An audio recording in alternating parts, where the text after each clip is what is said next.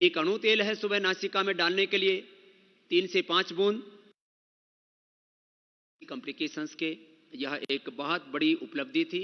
मैं डॉक्टर तोमर से कहूँगा कि यह एक बहुत ही चुनौतीपूर्ण कार्य था। तो पहले डॉक्टर बलबीर सिंह तोमर जी इस संदर्भ में क्योंकि इसकी जो डिटेलिंग है कि किस तरह से साइटोकाइंस का एक तूफान उठता है, सबसे बड़ी बात होती है इस कोरोना के अंदर। उस साइटोकाइंस के तूफान को कंट्रोल करने में भी जो सारे जो IL-6 का किस तरह से डाउन आया, किस तरह से HSCRP से कंट्रोल हुआ, थोड़ी डिटेलिंग के साथ मैं चाहूंगा डॉक्टर बलबीर सिंह तोमर जी का एक बार प्रथम तो बहुत बहुत अभिनंदन है प्रोफेसर तोमर साहब का। और जो यह चुनौतीपूर्ण कार्य था और इसमें बहुत तरह की बाधाएं भी आई कि आयुर्वेद का क्लिनिकल कंट्रोल ट्रायल करना यह अपने आप में बहुत बड़ा जोखिम भरा काम लोग मानते थे कि ऐसा तो नहीं कि कहीं लोक भाषा में बोलते हैं कि कहीं कोई बला गले तो नहीं पड़ जाएगी। कोई बला गले नहीं पड़ी, बल्कि दुनिया की सबसे बड़ी बला टल गई। उसके लिए डॉक्टर तोमर जी का हम अभिनंदन करते हैं और 2 शब्द इसके बारे में कहेंगे।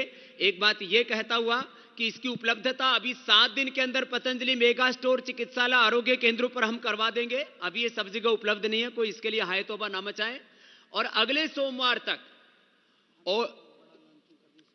सोमवार तक ऑर्डर मी नाम का एक ऐप लॉन्च कर दे रहे हैं हम। घर बैठे लोग ऑर्डर मी के माध्यम से पूरे देश में और पूरी दुनिया में भी कोशिश करेंगे। इसके बाद सेकंड उस चरण में सोमवार को हम ऑर्डर मी लॉन्च करेंगे और अपने घर बैठे 1 से 3 दिन के अंदर हम ये कोरोनिल, स्वासारी और अणु तेल कोरोना की दवा हम उनके घर बैठे पहुंचा सकेंगे। इसके लिए भी मैं श्रद्धेय आचार्य श्री का अभिनंदन करता हूं। पूरी हमारे IT की टीम बहुत बड़ा पुरुषार्थ इसके लिए रात दिन कर रही है। जी डॉक्टर साहब। परम आदरणीय विश्व गुरु, योगा गुरु श्री रामदेव जी, आचार्य बालकृष्ण जी, जो बहुत बड़े पंडित हैं अपने आयुर्वेदाचार में, साथ में बैठे हुए हमारे रिसर्च टीम के डॉक्टर देवपुरा, उनकी टीम, डॉक्टर अनुराग, उनकी टीम एवं अन्य लोग यहाँ जो विराजे हैं एवं अन्य साथी जो हमारे साथ मौजूद हैं, पतंजलि के साइंटिस्ट, रहने वाले कार्यकर्ता एवं मीडिया के सारे साथियों, मैं आप सबका अभिनंदन करता हूं और मैं धन्यवाद देता हूं कि ये काम हम लोगों को दिया गया। मैं निम्स यूनिवर्सिटी का चांसलर हूं और निम्स यूनिवर्सिटी जो राजस्थान जयपुर के अंदर निम्स मेडिकल कॉलेज के अलावा बहुत से कार्यक्रमों को, कॉलेजेस को, शिक्षा को प्रदान करती है।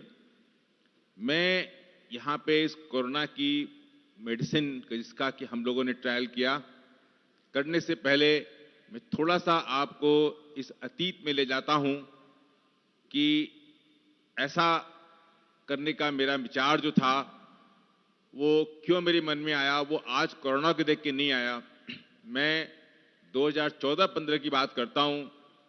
मैं विश्व के पीडियाट्रिक गैस्ट्रोएंटरोलॉजी,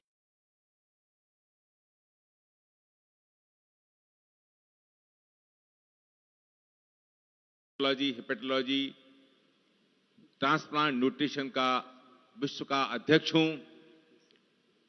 मैंने 2016 में एक विश्व का सम्मेलन बुलाया था निम्स यूनिवर्सिटी में।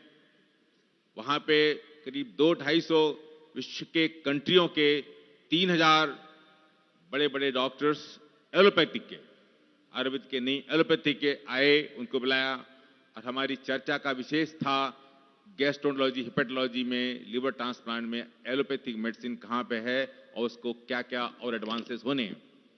उसी समय मैं हमेशा से सोचता हूं कि हमारे जो हजारों वर्ष पुराने ऋषि मुनि, हमारे वेद पुराण, हमारी चीजें जो लिखी हुई हैं, चारक, सब चीजों का कितना महत्व हमारे देश में है।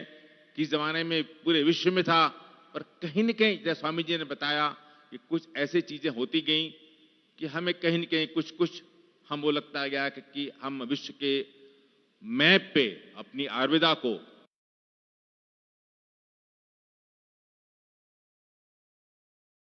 नहीं ले जा पा रहे हैं या ले जाने में कठिनाई हो रही है। तो इसी बीच में आयुर्वेद के अलावा एलोपैथी बहुत आगे बढ़ गई। तो मैंने सोचा कि सबसे अच्छा मौका है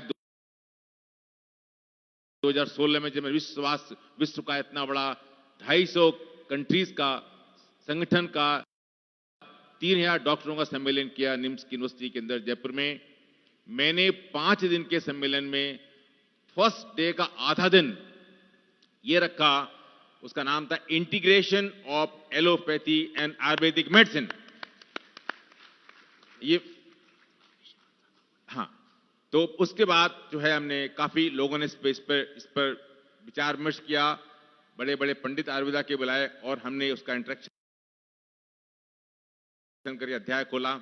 डॉक्टर साहब का एलोपैथी और आयुर्वेद के इंटरेक्शन, एक दूसरे के इंटीग्रेशन में बहुत जबरदस्त इंटरेस्ट है। इसके लिए हम इनको अभिनंदन करते हैं कि एलोपैथी और आयुर्वेद के बीच में सेतु बनाने का इन्होंने काम किया, उसके लिए बहुत बहुत अभिनंदन। अब जब कोरोना की महामारी फैली हुई थी, इसके लिए कहा गया और मैंने कहा कि मैं शुरू से ही इस बात को मानता था कि हमारी आयुर्वेदिक बहुत अच्छी है, इसमें बहुत दम है। तो मैंने कहा जहां ये कोरोना का पेंडेमिक फैला हुआ है, मैं क्यों न इसको लेकर आगे बढ़ूं और देखूं कि कहीं न कहीं कोई रास्ता निकले। तो मैंने इसको हाँ किया और जैसा कि हमारे अभी स्वामी रामदेव जी गुरु जी कह चुके हैं, ऐसा करने के लिए वास्तव में एक तूफान खड़ा हुआ कि हम क्या करें, कैसे करें। हमारे खुद के ही यूनिवर्सिटी में कुछ क्वेरीज, क्वेश्चंस हुए, लेकिन सबसे पहले हमने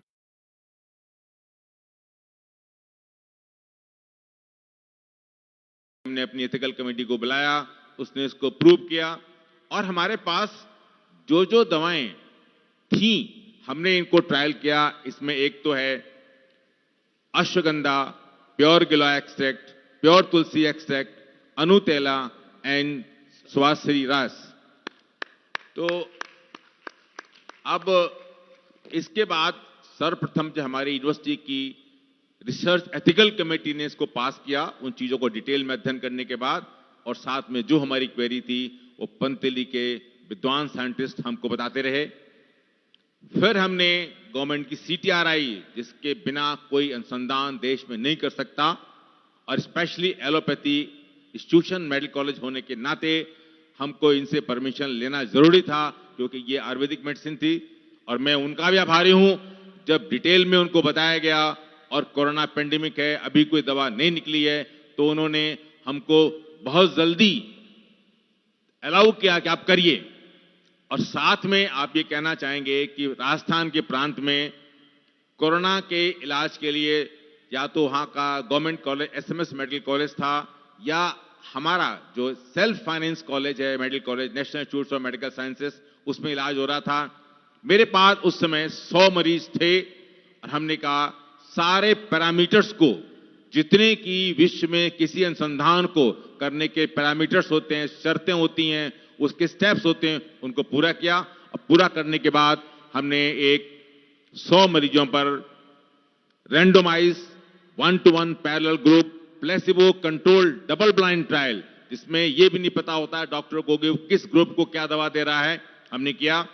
और इसकी जो डोज रखी गई थी हमारी, वो थी प्योर अश्वगंधा 500 मिलीग्राम मुंह से खाने के लिए ब्रेकफास्ट और डिनर के बाद, tablet pure giloy extract 1000 milligram oral breakfast और डिनर के बाद, tablet pure tulsi extract 500 milligram oral breakfast और डिनर के बाद, अनुतेला 4 ड्रॉप्स सुबह शाम नाक के नॉस्ट्रिल्स में डालने के लिए, एंड स्वसारी रास 2 ग्राम सुबह शाम before breakfast and before dinner. इसका हमने किया और साथ में हमने सारे पैरामीटर्स नापे। जैसे कभी की बीमारी होती है तो उसमें CRP बढ़ जाता है, उसमें इंटरल्यूकिन्स होते हैं, इसमें TNF फैक्टर्स होते हैं, ये सारे केमिकल्स होते हैं। जो बीमारी आती है तो वो जब वायरस आता है बॉडी के अंदर तो केमिकल्स आते हैं, तो उनसे वो चीजें इस बॉडी में बढ़ती हैं। उन सारे का जो भी वर्ल्ड के प्रेस्क्राइब्ड पैरामीटर्स हमने उसका अध्ययन किया, नाप किया, तौल किया। मरीजों के सिम्टम्स हमने पूरे बाकायदे उसके रिकॉर्ड किए, उसका पूरा रजिस्ट्री हमारे पास है। और इस डबल ब्लाइंड कंट्रोल ट्रायल में हमारे पास 15 साल से लेकर के 65 वर्ष के लोग मौजूद थे, यानी it was a very detail range, you can think of 15 years to 65 years. उसके बाद हमने जो आरटीपीसीआर होता है, जिसके द्वारा कि एक्चुअल वायरस का हम लोग स्टडी करते हैं, हर मरीज का किया गया और डाटा को एनालाइज किया गया। जब हमने डाटा एनालाइज किया तो हम देखते हैं कि जो हमारा जिस ग्रुप को ये मेडिसिन मिल रही थी, उस ग्रुप और जिसमें नहीं मिल रही थी, उस ग्रुप को देखा गया तो हमारे पास 45% जो जिस ग्रुप को ये मेडिसिन मिल रही थी, यहां मैं कहना चाहूंगा कि जब उनको मिल रही थी तो किसी को पता नहीं था किसको मिल रही है, सबका किया गया, लेकिन तो जब रिपोर्ट एनालाइज की तब पता पड़ा हमको उनका थर्ड डे में 69% पेशेंट जो है कोरोना वायरस से नेगेटिव हो गए। ये हमने उनका आरटीपीसीआर किया तो हमको कोई वायरस नहीं मिला, और उसके बाद हमने जब उनका 77 डेज उनका किया तो 100% रिकवरी उन मरीज में हो गई और कोई हमको कोरोना वायरस नहीं मिला उसके अंदर। उसके साथ साथ में जिनको कि ये दवाएं नहीं मिल रही थी उसको हम बोलते हैं प्लेसिबो, उसी तरीके की, उसी रंग की, उसी किस्म की वो जो दवा थी वो प्लेसिबो था, वो दवा नहीं थी। वो इसी को ब्लाइंड टेस्ट बोलते हैं कि उनको पता नहीं है कि किसको कौन सी दवाई, कोई एक्टिव कंपाउंड्स मिल रहे हैं, और किसी को वो खाली कैप्सूल के अंदर खाली पाउडर भर के दे देते हैं। किस चीज का पाउडर देते हैं? मूंग की दाल का पाउडर भर के, कुछ भी भर के देते हैं। बाहर से सब एक सा दिखता है तो पता नहीं होता। तो उसमें उन लोगों के अंदर था, वो थर्ड डे में उनकी रिकवरी जो है 52% रिकवरी हुई, जबकि हमारी 69 हो गई, और सेवंथ डे में दवाओं के साथ हम पहुंच गए 100% रिकवरी में, और वो पहुंच पाए सिर्फ 65% रिकवरी में। इसका मतलब हुआ, और सारे मरीज जो थे ये माइल्ड एंड टुवर्ड्स मॉडरेट के बीच के थे। तो ये देखिए कि हम इस तरीके से ये अफेक्टिव हो गई कि 35 to 40% ये दवा अफेक्टिव हो गई। इसको हम, ये हमारा एक पायलट प्रोजेक्ट है, इसको हम और आगे बढ़ा के देंगे। इसकी एक वैल्यू होती है, अगर डाटा एनालाइज करते हैं तो एक पी वैल्यू कहलाती है। किसी भी स्टडी ट्रायल की अगर पी वैल्यू 0.05 से कम आती है तो ट्रायल आपकी सिग्निफिकेंट मानी जाती है। हमारी इस टेस्ट की पी वैल्यू 0.033 आई, यानी हम लोग 0.05 से काफी नीचे चले गए। इसका मतलब हुआ कि दवाएं इफेक्टिव हैं और कोरोना को दबा नहीं रही हैं, रोक नहीं रही हैं, हटा रही हैं, खत्म कर रही हैं। तो ये स्टडी से प्रूव हुआ। एंड उसके अलावा साथ में हमने जो पैरामीटर्स नापे, इंटरल्यूकिन्स, सीआरपी जो कि इन्फ्लेमेशन का पैरामीटर होता है, वो सारा का सारा वो चीजें डाउन गई। सीआरपी लो गया, इंटरल्यूकिन लो गया, सारे इन्फ्लेमेटरी जो पैरामीटर्स होते हैं सारे जो दवाएं ले रहे थे उनमें लो गए। एज कंपेयर टू पीपुल उनको हम नहीं दे रहे थे, उसमें बहुत ज्यादा सिग्निफिकेंट नहीं आया। तो यहां पे मैं यही कहना चाहूंगा कि हमारी एक कंट्रोल ट्रायल है, और इस कंट्रोल ट्रायल का हम लोगों ने पूरा किया, और करने के बाद जो है डिटेल में थोड़ा, अभी मैं अपने साथी जो हमारे एक प्रिंसिपल इन्वेस्टिगेटर थे डॉक्टर देवपुरा जी, उनको आगे लाता हूं, आपको थोड़ा सा और डिटेल में साइंटिफिक तरीके से बताएंगे। पर to my opinion, to summary, my team has done the work which was done at the level of any part of the world, and things are found good and things are found effective. I will request you, Dr. Depura, our principal of the investigator team, to just focus certain charts, certain curves, what we thought and what we have the proof for this. Depura sahab. और यह जो अश्वगंधा, गिलोय और तुलसी का जो मात्रा extract की बताई अभी डॉक्टर साहब ने, उसके इन्हीं एक्टिव कंपाउंड्स को लेकर के हमने यह कोरोनिल नाम की आयुर्वेदिक औषधि इस संसार को कोरोना मुक्त करने के लिए एक उपहार के रूप में दी है। अब इसको हम जो क्रिटिकल पेशेंट्स हैं उसके ऊपर भी सेकंड ट्रायल इसका करेंगे। अभी जो प्राइमरी लेवल पर जो पेशेंट होते हैं उनके ऊपर किया गया है क्रिटिकल कंडीशन में, माने जो वेंटिलेटर पर भी पेशेंट चले गए उनके ऊपर भी हम आगे इसका ट्रायल करेंगे। तो जो है ये सेकंड लेवल का ट्रायल हो जाएगा। तो ये क्रम आगे बढ़ता रहेगा। और अभी डॉक्टर देवपुरा के बाद में एक और भी जानकारी दूंगा कि हमने केवल ये वायरल डिजीज के ऊपर पहला कार्य नहीं किया है, इससे पहले हम डेंगू नील भी बना चुके हैं डॉक्टर साहब। इसके लिए भी हम एक बार अभिनंदन करते हैं डॉक्टर वार्ष्णेय जी का, अनुराग जी का, पूज्य आचार्य जी का, कि वो भी इंटरनेशनल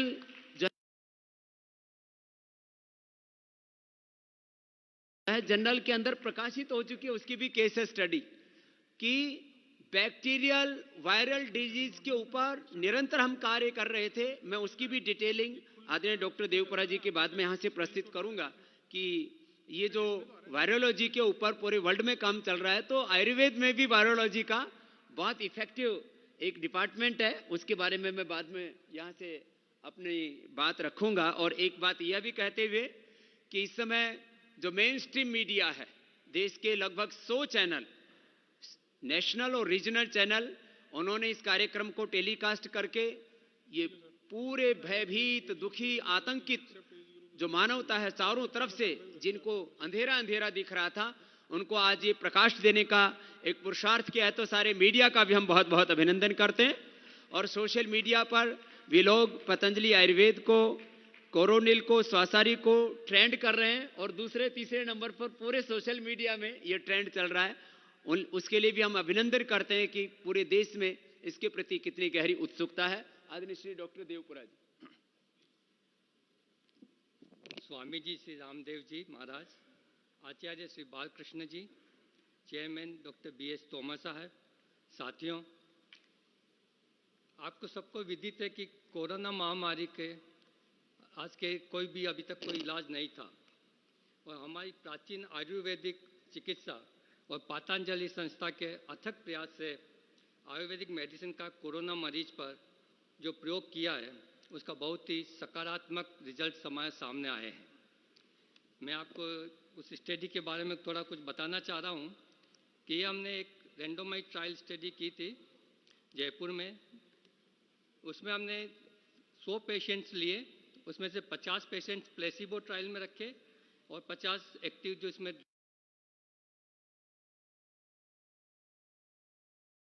ड्रग्स दी गई थी। उसमें हमने फर्स्ट डे सारे इंक्लूजन क्राइटेरिया रखा था, जिसका RT-PCR पॉजिटिव था, जिसमें एज 15 to 60 ईयर्स के एज ग्रुप को रखा, और patients able to give the consent जो एक्यूट रेस्पिरेटरी डिस्ट्रेस सिंड्रोम में थे, उनको हमने इसको अलग रखा, और लाइफ एक्सपेक्टेंसी जिनके कोमॉर्बिड कंडीशंस के कारण से जिसकी 1 साल से कम थी, उनको हमने इस स्टडी में इंक्लूड नहीं किया। जिन सब पेशेंट्स को हमने इंक्लूड किया, उनका फर्स्ट डे हमने रिक्रूटमेंट किया, रेंडोमाइज रिक्रूटमेंट किया, रेंडोमाइज हमने डिजिटल रेंडोमाइज किया, जिसमें कि एक ग्रुप A और ग्रुप B बनाया। उस ग्रुप A में हमने पेशेंट्स रखे, ओड और इवन नंबर रखे, उसमें जो मेडिसिन दी, ग्रुप B में प्लेसिबो रखा। हर एक पेशेंट्स का RT-PCR से पॉजिटिव पेशेंट है, उन्हीं को हमने इसमें इंक्लूड किया। सबका क्लिनिकल मॉनिटरिंग किया, blood chemistry, biochemistry, liver function test, renal function test सारे हमने उनके किए, रूटीन ब्लड काउंट्स किए। उसके बाद हमने सब पेशेंट्स का ऑक्सीजन सैचुरेशन मेजर किया। डे फर्स्ट में हमने पेशेंट का CRP भेजा, हाई सेंसिटिव CRP करवाया, एंड इंटरल्यूकिन 6 लेवल टेस्ट किए। डे 3 पे उन सब पेशेंट्स का वापस रिपीट RT-PCR किया, क्लिनिकल मॉनिटरिंग किया, ब्लड केमिस्ट्री रिपीट किया, liver function and oxygen saturation देखा। डे 7 पे हमने वापस सभी पेशेंट्स का सारे इन्वेस्टिगेशंस रिपीट किए। उसके जो रिजल्ट्स आए, हमने इस पेशेंट्स में जो एज ग्रुप था, उसमें maximum patients 31 to 55 years age, और पुरुष वर्ग इसमें ज़्यादा है as compare to the female patients.